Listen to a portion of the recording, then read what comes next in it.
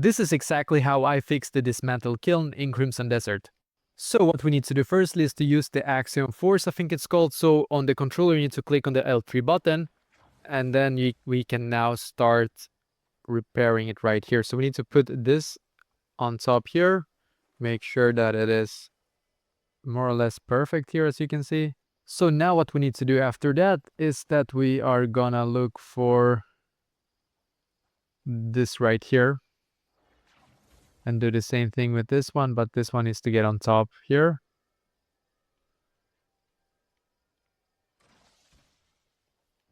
And then what we need to do is that we need to get on top of this one right here and then use, I think we have to jump and then use our force palm here to be able to push it down. And force palm is R3 if you use a controller.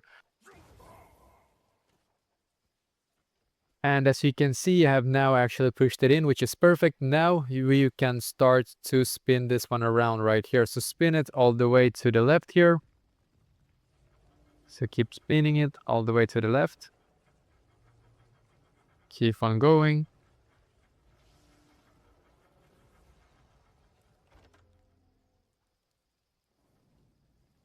And this is exactly how to do this.